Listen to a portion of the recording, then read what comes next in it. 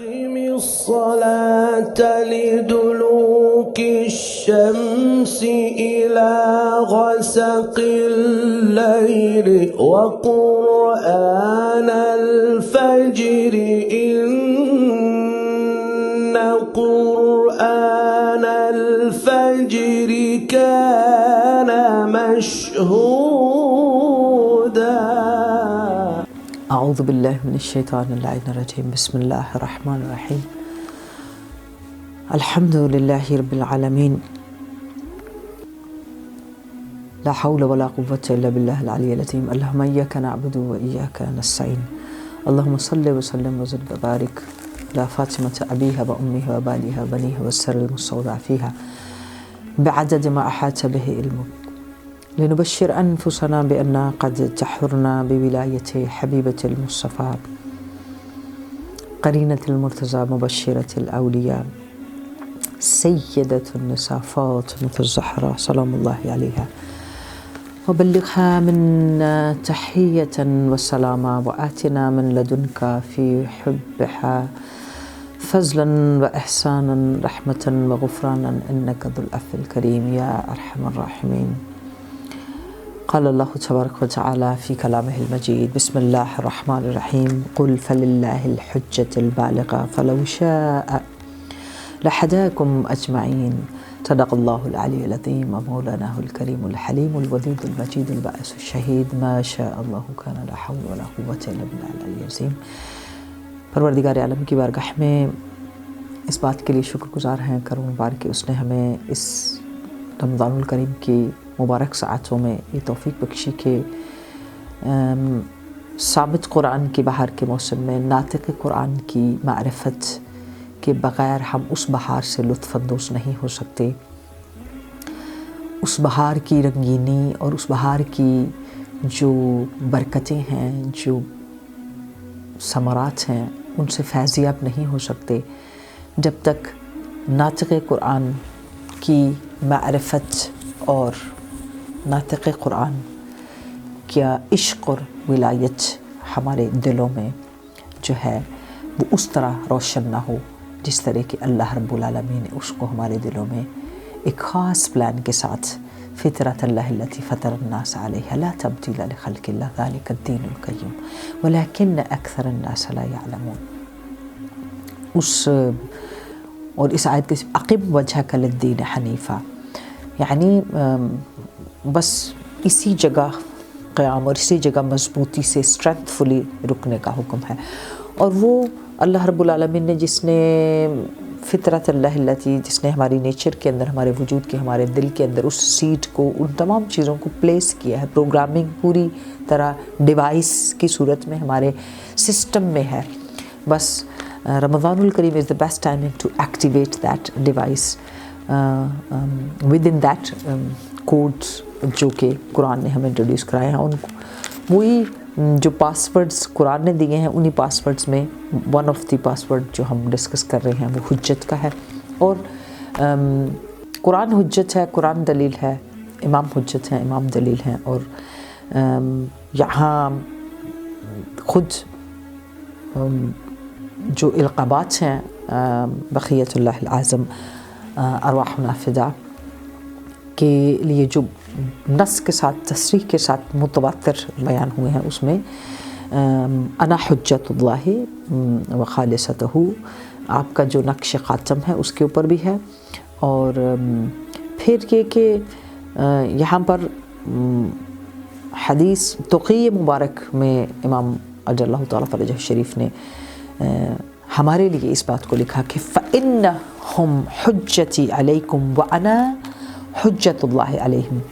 یہ وہ معرفت والے کردار ہیں، وہ معرفت والے علماء حق جیسے جمال الدین حسن بن یوسف بن مطہر علامہ حلی رحمۃ اللہ علیہ، جو اپنے زمانے میں، یعنی اس زمانے میں اگر دیکھا جائے جو کہ 800 کی ہجری کے اس زمانے میں مطلب تھے، تو اس زمانے میں 20-28 کے قریب مطلب ایسے لوگ تھے جو مرجعیت کے اوپر تھے اپنے علم کے ساتھ۔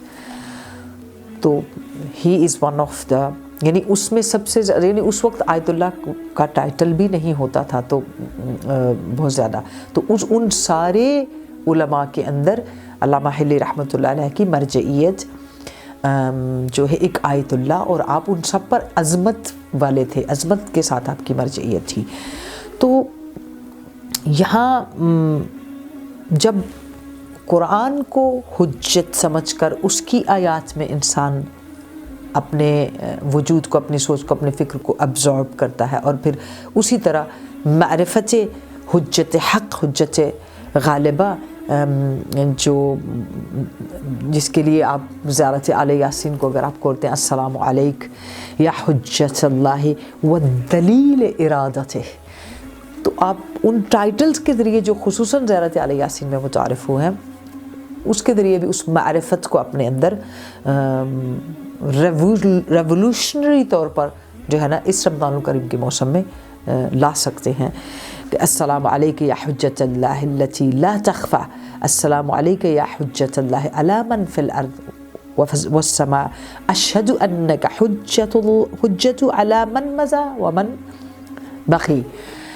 یہاں دو چیزیں آپ کے سامنے اس لحاظ سے عرض کروں کہ اگر اتنی تسلسل کے ساتھ وجود مقدس صاحب زمان اجل اللہ تعالیٰ فرج شریف کے ان غیبت کبریٰ کے زمانے میں جو ہے وہ چیزیں انٹروڈیوس ہوئی ہیں مومنین کے ساتھ کہ کس طرح امام اجل اللہ تعالیٰ فرج شریف مدد فرماتے ہیں، اور آج تک کہ لکھا جاتا ہے کہ ایک شخص بہت زیادہ محنت کرتا ہے، بہت زیادہ اس سوچ کے ساتھ دن رات اپنے اعمال کو پاکیزہ و پاک کرنے اور امام کی حضور پیش ہونے، امام کو دیکھنے، امام سے ملاقات کرنے، جیسے سب کو عشق ہے اپنے وقت کے امام سے ملاقات کا، تو وہ شخص ایک دن سوتا ہے تو خواب میں دیکھتا ہے کہ اس کا پورا گھر محلہ سب روشن ہے، سوچتا ہے کہ یہ روشنی، یہ سب کچھ مطلب کدھر سے ہے، کہاں سے ہے، اس ساری حیرانگی میں خواب کے اندر ہی سنتا ہے کہ آج اس کے گلی میں، آج اس کے محلے میں وقت کے امام تشریف لا رہے ہیں۔ دوڑ کر جاتا ہے اس نور کی طرف، پہنچتا ہے امام کے پیچھے، خواب میں پوچھتا ہے یا مولا یا صاحب الزمان بے ابی انت و امی، میں آپ پر قربان ہو جاؤں، آپ کے قدموں پر قربان ہو جاؤں، ہم کتنے خوش بخت ہیں، آپ ہمارے محلے میں تشریف لائے ہیں۔ خواب میں یہ چیزیں دیکھ رہا ہے، تو وقت کے امام سے ہاتھ جوڑ کر مولا اگر آپ مطلب ہمارے اس محلے میں آئے ہیں تو آپ کس کے گھر جائیں گے؟ جیسے آپ خواب میں امام سے سوال کریں، مولا آپ کس کے گھر تشریف لے کے جائیں گے؟ جیسے آپ کو کسی مہمان کا آپ کو بڑا انتظار ہوتا ہے تو شاید پورے محلے میں سب کو ہی انتظار ہوتا ہے، تو پھر آپ پوچھتے ہیں کہ پتہ نہیں وہ کس کے گھر مہمان جو ہے وہ تشریف لا رہے ہیں، تو وہ آگے بڑھ کر پوچھتا ہے یا صاحب زمان، یا مولائی، یا سیدی، اے حجت حق، آپ اگر ہمارے محلے میں ہیں تو کس کے گھر تشریف لے کے جائیں گے؟ تو امام پاک ایک ایسے شخص کا نام لیتے ہیں، ایک ایسے شخص کے گھر کی طرف اشارہ کرتے ہیں کہ جس کی اس محلے کے اندر یا اس ایریے کے اندر، اس علاقے کے اندر جو مشہوری ہے وہ اچھی نہیں ہوتی، یعنی تھوڑا سا لوگ اس کے بارے میں جو شہرت ہے وہ پازیٹیو نہیں تھی۔ تو جب وہ امام کے دہنے مبارک سے یہ جملہ سن رہا ہے تو فوراً آنکھیں کھول کے امام کی طرف، مولا آپ اس کے گھر جائیں گے، مطلب آپ اس کے پاس تشریف لے کے جائیں گے؟ آپ مولا اس کی تو شہرت اتنی اچھی نہیں ہے۔ اللہ اکبر، یا صاحب الزمان، مولا نے تبسم فرمایا اور کہا کہ ٹھیک ہے آپ درست فرما رہے ہیں، مگر آج صبح جب وہ اٹھا تو اس نے اٹھ کر سب سے پہلے میرے نام کا صدقہ دیا اور میرا نام لے کر میری سلامتی اور میری زندگی کے لیے صدقہ نکالا تھا۔ تو چونکہ اس نے محبت اور عشق میں اس معرفت کے ساتھ کہ جتنی اس کی کیپیسٹی تھی اس میں اس نے اس کام کو انجام دیا ہے، تو اس لیے میرا اس کے گھر جانا بنتا ہے۔ تو یہاں ریمائنڈر کے طور پر جو وجود مقدس حجت حق جتنا وقت کے امام کے بارے میں اللہ رب العالمین کی دلیل سمجھتے ہوئے، حجت اور حق سمجھتے ہوئے ہم اپنی معرفت ان کے ٹورڈز پیدا کریں گے، اتنی ہمارے دلوں میں، ہمارے وجود میں، ہمارے عشق، ہمارے ایمان کے اندر وہ پروفز نور بن کر ہماری مدد کریں گے۔ کسی جگہ پر بھی وقت کے امام جو ہے ہم سے کسی لمحے بھی جو ہے نا دور نہیں ہیں، بس یہ ہمارے معاملات میں ہم گم ہیں جو حجت حق اس رمضان الکریم میں۔ اور یہ رمضان الکریم دراصل انہی لمحوں کا، انہی ساعتوں کا نام ہے۔ جیسے میں نے شروع میں علامہ حلی رحمۃ اللہ علیہ کا نام لیا ہے کہ جو اپنے علاقے میں، اپنے ٹائم میں، اپنی اس وقت کے زمانے میں اس تشیع کے اس ورڈ میں بڑا نام ہے، سب ان کی تمام یعنی ان کے علمی جو فقاہت اور ان کی جو خدمات ہیں، جو سورس ہیں سارے، ان کو کس طرح اپنے ہر علمی حلقوں میں بیان کرتے ہیں۔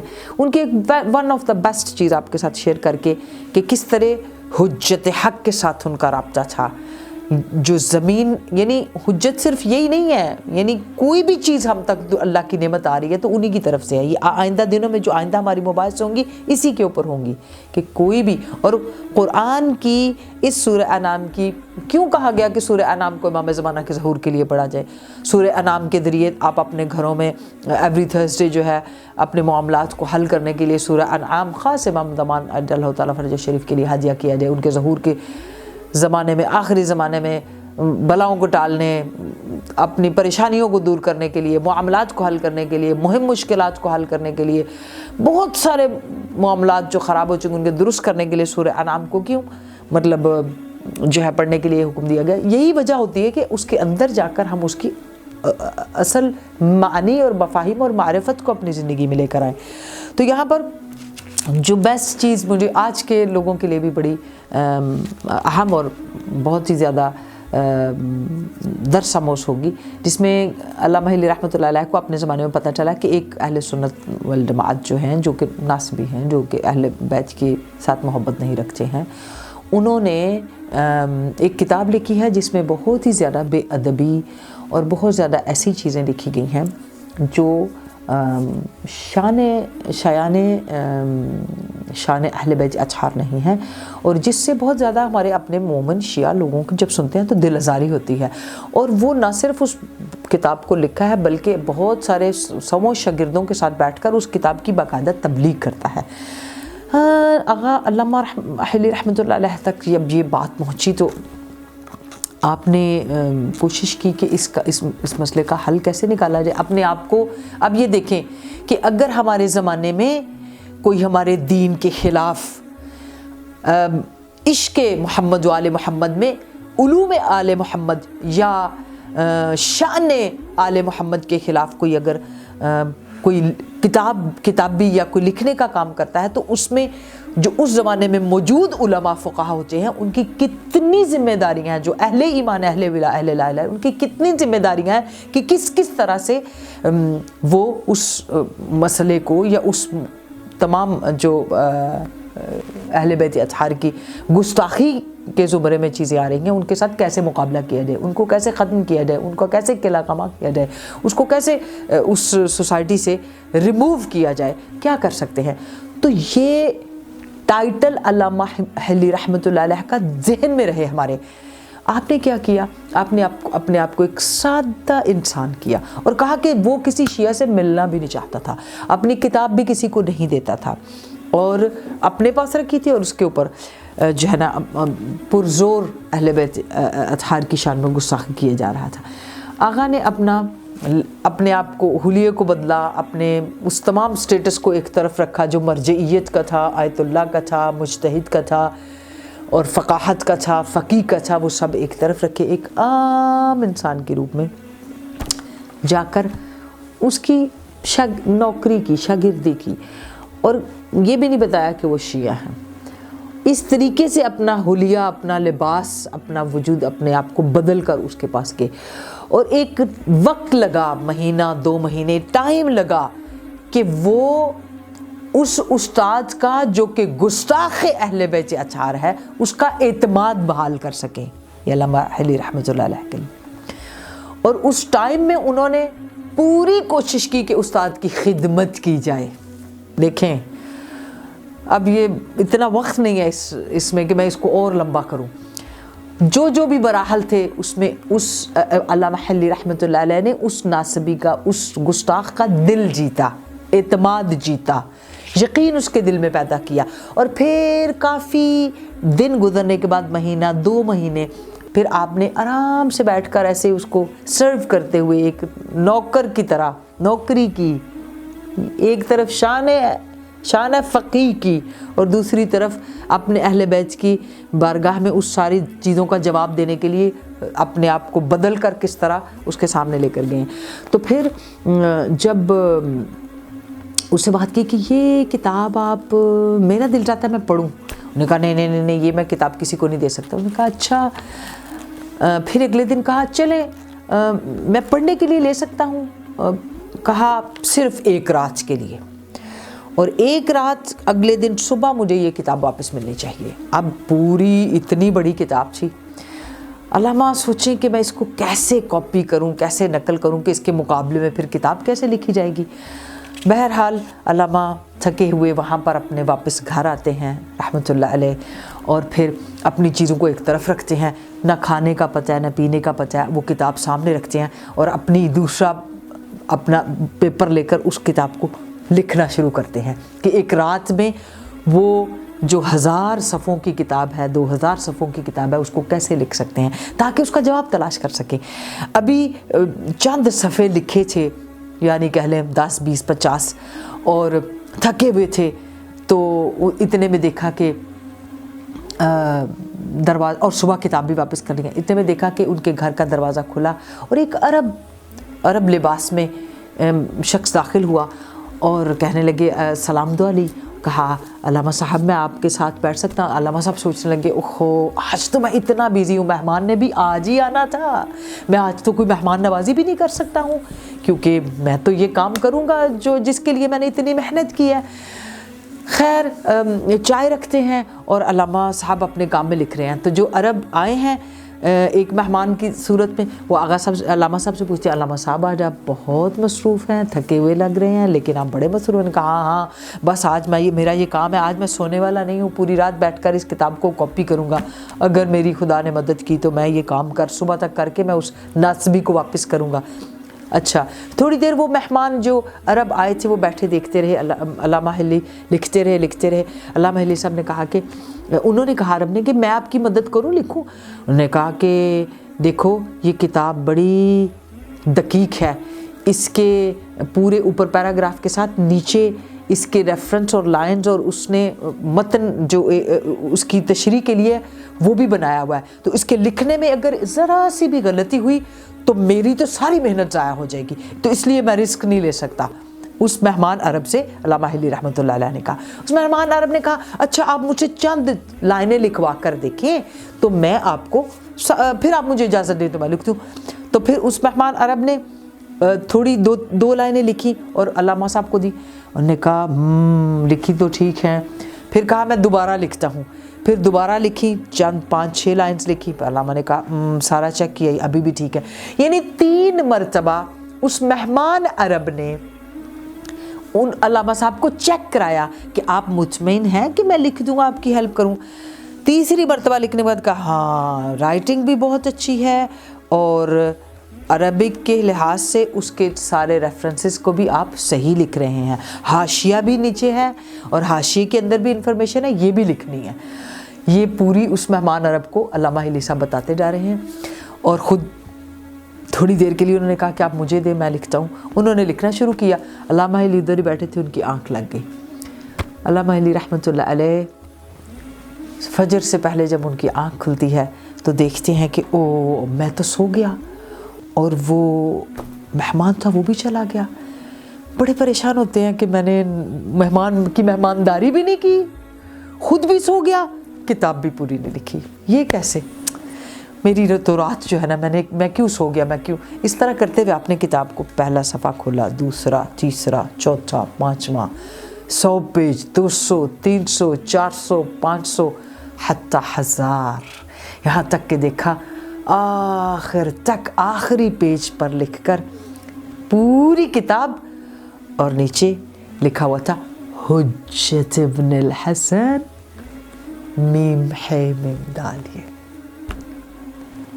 यानी पूरी किताब लिखने के बाद आखिर पे एक कोने के अंदर हुज्जत हक ने, हुज्जत बालिगा ने अपना साइन छोड़ दिया, जिससे अल्लामा हिली रहमतुल्लाह अलैह ने उस शख्स को वो किताब अगले दिन वापस की। लेकिन आज के इस प्रोग्राम में, इस बहार कुरान के मौसम में, ये बहार कुरान का ही नहीं, बहार मअरिफत नातिक़ कुरान का, बहार मअरिफत हुज्जत हक का मौसम है।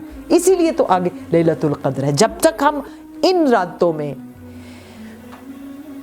हुज्जत हक की मअरिफत हासिल नहीं करेंगे, वो कलम परवरदिगार, वो अमर परवरदिगार, वो हुक्म परवरदिगार, वो नसीब जो हमारा है, वो दस्ते हुज्जत हक से शब-ए क़द्र में हमारे लिए क्या साइन कर सकता है, क्या दस्तखत हो सकते हैं, उस वक्त तक के लिए हमारे लिए, हमारे हक़ में क्या बेहतर हो सकता है, उस तक हम नहीं पहुंच सकते, मगर ये कि हम अपने वक्त के इमाम की बारगाह में उस दिल को, उस वजूद को, उस मारिफत को, उस नूर को, उस हक़ को, उस ज़ुबान को, जो उस विजन को, उस मिशन को, उन आँखों को, उस वजूद को, उस हर वो नेमत जो रब्बुल आलमीन ने हमारे वजूद के अंदर रखी है, जब तक उस नेमत हुज्जत हक, हुज्जत बालिगा से जोड़ नहीं देते, कनेक्ट नहीं कर देते इस बहार के मौसम में थ्रू कुरान, हम उन लज़्ज़तों से आशना नहीं हो सकते।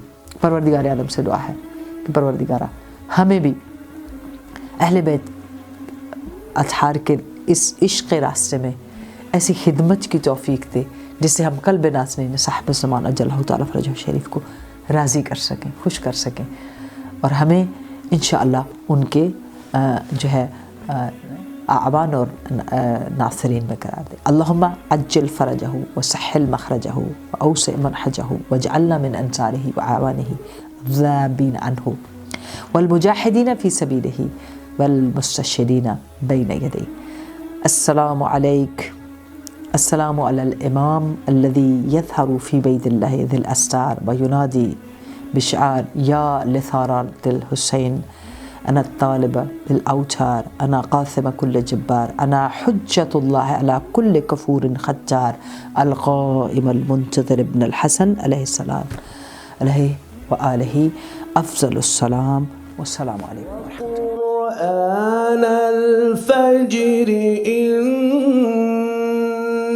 क़ुरआन अल फ़ज्र कान मशहूदा